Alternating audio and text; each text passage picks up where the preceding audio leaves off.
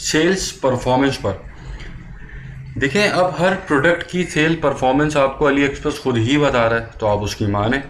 जो गुड हैं उनको फॉलो करें, जो एवरेज हैं उनको भी आप ले सकते हैं, लेकिन बिलो एवरेज को कोशिश करेंगे उनकी एक दो लिस्टिंग और चेक करें। ठीक है, तो उससे आपको एक आइडिया होगा कि जैसे ये मैंने आपको बताया ना कि ये एक पर्टिकुलर लिस्ट है, ये अली एक्सप्रेस के ऊपर ओवरऑल प्रोडक्ट नहीं बता रहा आपको। अली एक्सप्रेस के मेरे इस पूरे स्टोर के ऊपर ये एक प्रोडक्ट है, उसके इतने ऑर्डर्स आ गए, नहीं, ये पर्टिकुलर एक सप्लायर की लिस्ट का आपको बता रहा है। ठीक है, तो अगर सेल्स परफॉर्मेंस इसकी बिलो एवरेज है तो ज़रूरी नहीं है कि कोई दूसरा सप्लायर सेम यही चीज़ बेच रहा है जिसके ऑर्डर्स भले 3800 से 2000 हो, 1500 हो, लेकिन उसकी सेल्स परफॉर्मेंस अच्छी हो सकती है। ठीक है, फिर आप उसको और एनालाइज करेंगे आगे, तो यह आपको थोड़ी सी और चीज़ें इसके अंदर बताएगा। ठीक है, तो ये प्रोडक्ट कैसा परफॉर्म कर रही है इस पर्टिकुलर लिस्ट की, वो सेल्स परफॉर्मेंस आपको यहाँ बता रहा है। ठीक है, तो आप कोशिश करें कि आप उस प्रोडक्ट के साथ जाएं, उस सप्लायर के साथ जाएं कि जिसकी सेल्स परफॉर्मेंस गुड हो या कम से कम एवरेज हो। बिलो एवरेज के साथ कोशिश करें ना जाएं, क्योंकि बिलो एवरेज हमें कोई चीज़ अपने साथ नहीं रखनी। अब ये सप्लायर था, ठीक है, ये प्रोडक्ट है। इस प्रोडक्ट की लॉजिस्टिक्स रिलायबिलिटी इस पर्टिकुलर सप्लायर की एवरेज है, और आपको पता है हमने या तो एक्सीलेंट के साथ जाना है या हमने गुड के साथ जाना है, एवरेज या बिलो एवरेज के साथ नहीं जाना। ठीक है, लॉजिस्टिक रिलायबिलिटी की बात कर रहा हूं मैं यहाँ पे।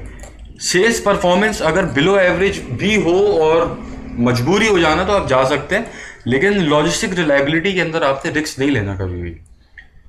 ठीक है, अच्छा, अब यहाँ पर जो प्रोडक्ट एनालिसिस का जो पेज है उसके अंदर आपको प्रोडक्ट आईडी दिखा रहा है ये इस पर्टिकुलर लिस्ट की, स्टोर दिखा रहा है आपको, स्टोर कौन सा है इसके ऊपर भी हम आते हैं। इस स्टोर से अभी 3-4 हम और निकाल सकते हैं प्रोडक्ट्स को, और लॉजिस्टिक रिलायबिलिटी बता रहा है। ठीक है, ये 3 चीज़ें यहाँ बता रहे हैं, और नीचे ये सेल्स वॉल्यूम बता रहे हैं उस पर्टिकुलर लिस्ट का। कि जैसे आप यहाँ देखें 12 तारीख से 19 तारीख तक इस लिस्ट के ऊपर ये नहीं बिका, एक पीस भी नहीं बिका, और 19 तारीख को अचानक से 20 तारीख को अचानक से इसके ऊपर इस लिस्ट के ऊपर 83 ऑर्डर्स आ गए, और ऐसे ही 21 तारीख को अचानक 100 हो गए, फिर 59 हो गए, फिर 67 हो गए, ये और अब नीचे जा रहा है, फिर यहाँ से उठ रहा है दोबारा। ठीक है, तो हम इससे भी हमें आइडिया हो जाता है कि क्या अभी प्रोडक्ट कितना मार्केट में कैसा परफॉर्म कर रही है, क्या परफॉर्म कर रही है, किस तरीके से परफॉर्म कर रही है, ये भी पता चल जाता है। ठीक है, इस मेथड के ज़रिए। अब आप अगर अच्छा, अब हम ये देखते हैं कि यार ठीक है, ये तो एक सप्लायर है, उसकी एक लिस्ट की बात हो रही है ना। अभी हम ज़रा 2-3 और सप्लायर्स को का एनालिसिस करके देखते हैं। ठीक है, उनके ऊपर देखते हैं क्या रिपोर्ट आती है हमारे पास। ठीक है, तो ये सेशन 2 के अंदर मैं ये चीज़ कवर कर ली थी मैंने ये। ठीक है, कि आप 2-3 सप्लायर्स को आप निकालेंगे, 2-3 सप्लायर्स के अंदर आपने ये नहीं देखना कि उस सप्लायर के पास ऑर्डर्स कम है, आपने ये नहीं देखना, आपने उसकी रेटिंग देखनी है, आपने उसकी लॉजिस्टिक्स रिलायबिलिटी देखनी है। ठीक है, और आपने उसका सेल्स वॉल्यूम का ट्रेंड देखना है कि अगर तो वो स्टेबिलिटी की तरफ है, मतलब कि रोज के 10, 15, 20, 25 उसके पास आ रहे हैं ऑर्डर, एक स्टेबल ट्रेंड वो दिखा रहा है, तो आप उसके पास जा सकते हैं, बहुत अच्छा सप्लायर है वो आपके लिए। ठीक है, लेकिन कुछ ऐसे भी होते हैं सप्लायर्स के जिनके पास एक दिन बहुत ऑर्डर आ गए, अगले दिन कोई भी ऑर्डर नहीं आया। ठीक है, इसका देखें, इसके पीछे एक और कहानी हो रही होती है। कहानी वो ये हो रही होती है कि कोई एक ड्रॉप शिपर, ठीक है, उस पर्टिकुलर सप्लायर के साथ इन्वॉल्व हुआ होता है। ठीक है, और वो उसके साथ उसने अपना जो स्टोर के ऊपर जो सेल कर रहा है प्रोडक्ट को, वो सप्लायर की सेल कर रहा होता है, और कभी वो ऐड बूस्ट कर देता है उस प्रोडक्ट के ऊपर, तो यहाँ पे सप्लायर की रेटिंग बढ़ जाएगी, पर डे ऑर्डर बढ़ जाएंगे। कभी वो उसके ऊपर एड्स रोक के दूसरी प्रोडक्ट के ऊपर ऐड चलाएगा तो इसके ऑर्डर गिर जाएंगे। ठीक है, तो ऐसा भी होता है। तो आपने ओवरऑल सेल्स वॉल्यूम को इतना ज़्यादा सीरियस नहीं लेना।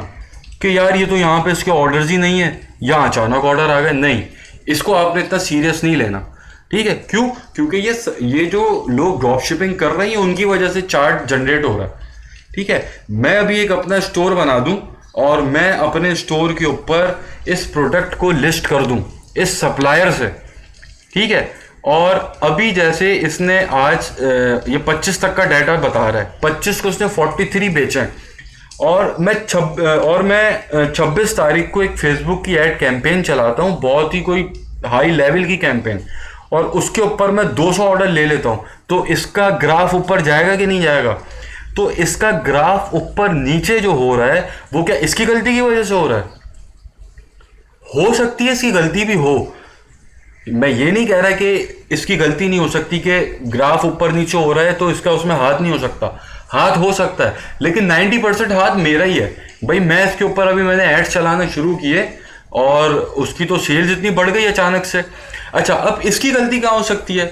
मैंने इसके साथ बिजनेस किया, ठीक है, इसके साथ मैंने काम किया, इसने मुझे तंग करना शुरू कर दिया, इसने मेरे ऑर्डर्स को प्रोसेसिंग टाइम उसका बढ़ाना शुरू कर दिया। ठीक है, क्या हुआ प्रोसेसिंग टाइम बढ़ाने से?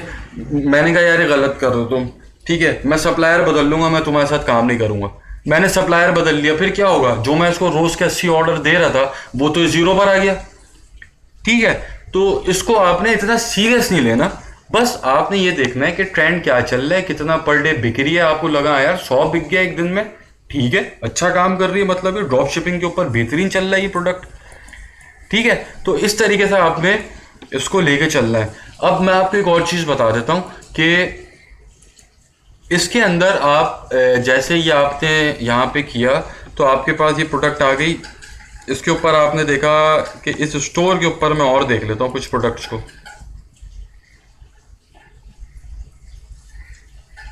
इस स्टोर के ऊपर मैं और देख लेता हूँ कुछ प्रोडक्ट्स को।